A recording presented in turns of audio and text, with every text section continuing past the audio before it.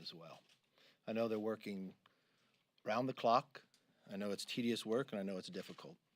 But I want them to know that we appreciate it as well. Just moments ago, I made a unanimous consent request on the House floor to fund Israel's critical Iron Dome defense system. As many of you know, carried, we have the President of Israel here this week. The Israeli government requested resources from the United States to help them replenish the weapon system supplies and equipment, which is vital to protecting the Jewish state from terrorist attacks. As many of you know, the Iron Dome is a defensive protection. We watched the number of missiles come just a few months ago. I made the request alongside Whip Scalise, Ranking Member Granger, McCall, and Rogers. Considering Israel as our strongest ally in the Middle East, this measure should have received unanimous consent. House Democrats had an opportunity to show a sharp contrast from the anti-Semitic rhetoric and actions taken by some of their own members, but they didn't. Their caucus rejected this proposal and turned their backs on Israel instead. Now, I have a real concern with what the Democrats are turning their back on, not just our ally, but also, I feel, turning our backs on America. We've watched in this few short months what they have done to the border, the refusal to hold China accountable. Did we have any hearings this week in regards to the 600,000 Americans who've been killed from COVID and where it came from?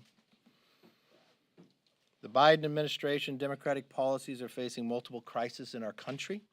We need solutions. That is why this week I announced the official launch of 7 issues-specific task force that will focus on identifying policies that will improve the lives of all families in America.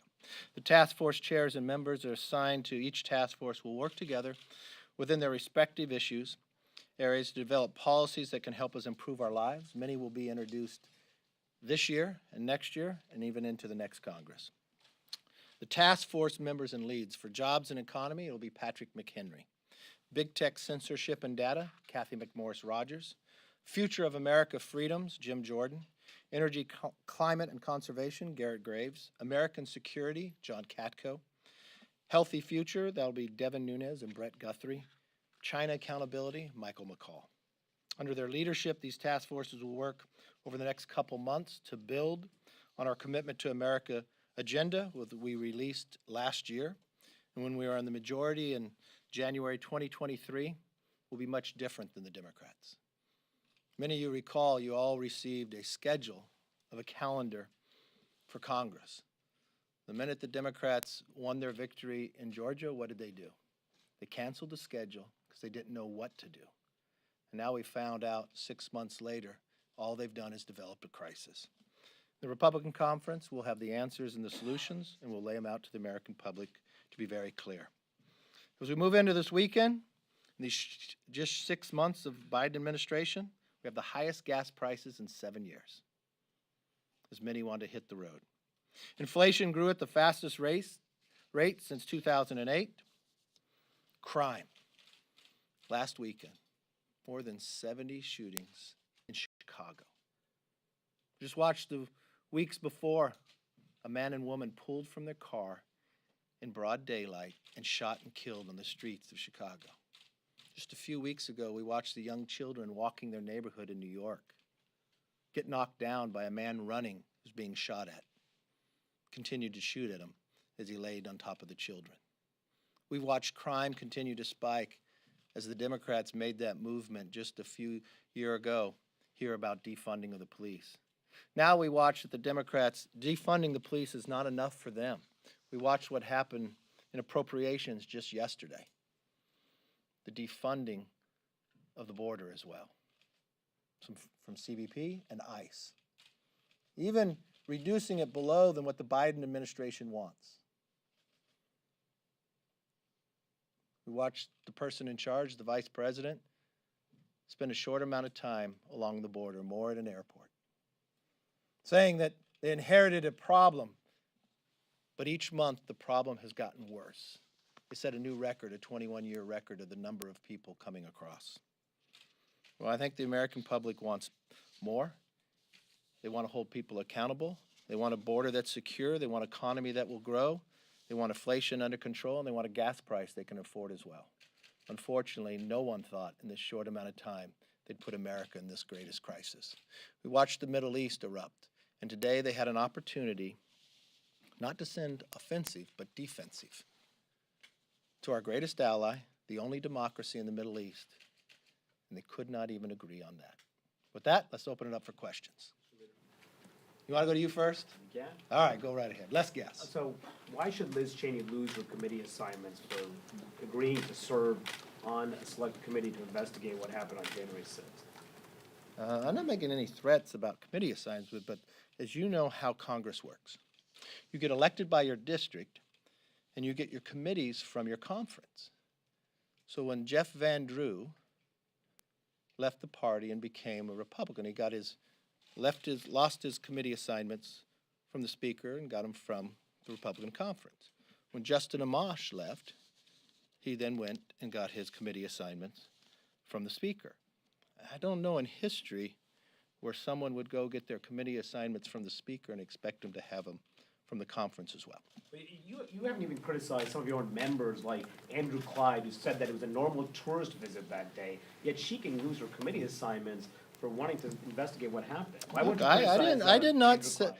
let me be very clear, I'm not threatening anybody with committee assignments. What I'm saying is, it was shocking to me that if a person is a Republican, they get their committee assignments from the Republican conference. For somebody to accept committee assignments from Speaker Pelosi, that's unprecedented. Yes. Do you regret not supporting the bipartisan commission idea now that you're going to have to deal with a committee that you have even less control over and an opportunity to influence and arguably would be more political? No, I regret the politics of Nancy Pelosi. For 6 months, she had played politics with this. So what has transpired in those 6 months? In those 6 months in the Senate, they had 2 committees bipartisanly investigate this and give a report. The FBI has arrested almost 500 people. The architect of the Capitol has been given $10 million. Pelosi continues to make this nothing about politics. That's why no one really takes this serious based upon the direction of what she wants to go.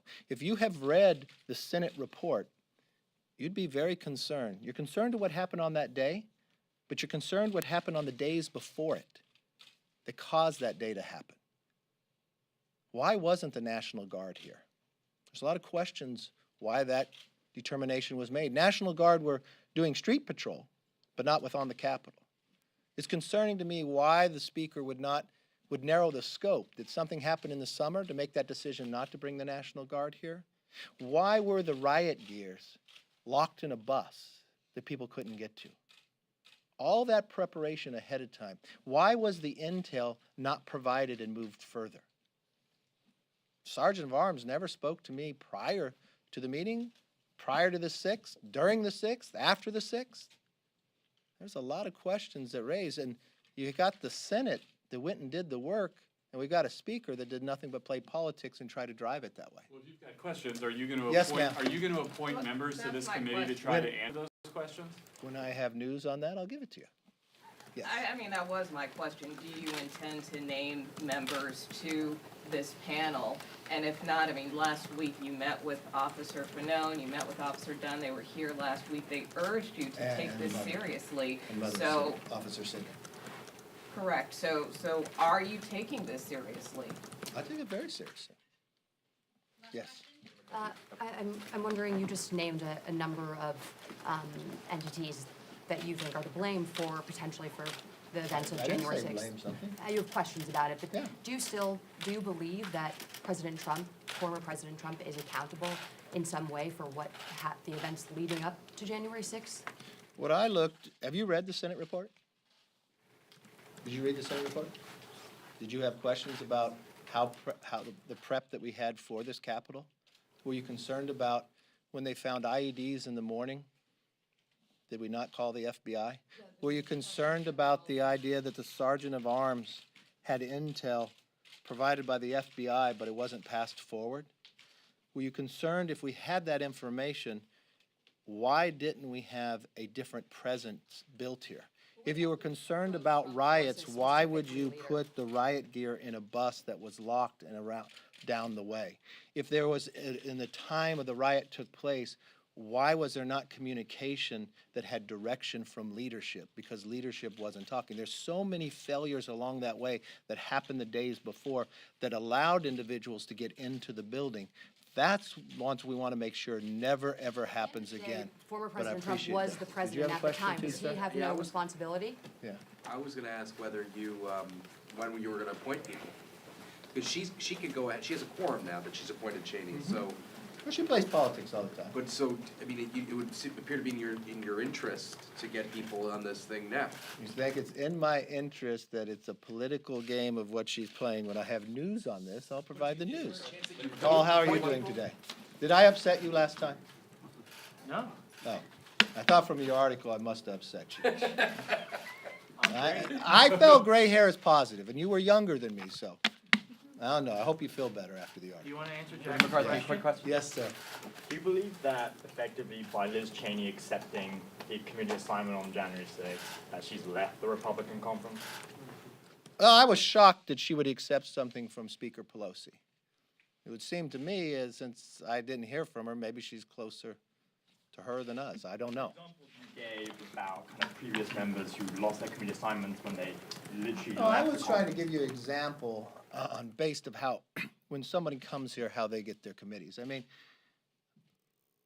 take for example, when Liz Cheney came to Congress, she came to see me about, and the other members on steering about committees assignments, just as every other Republican did.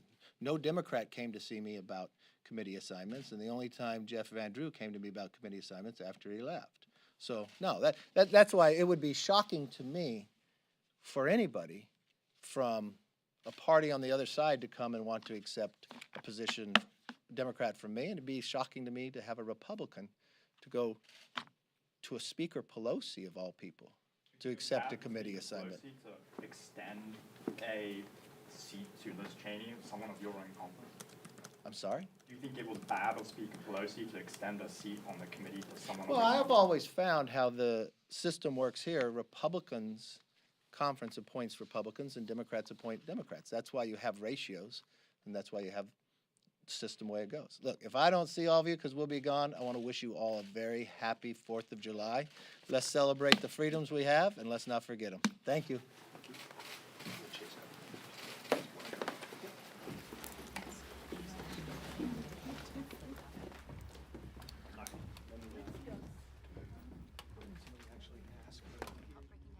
That'd be excellent. Yeah, thank you.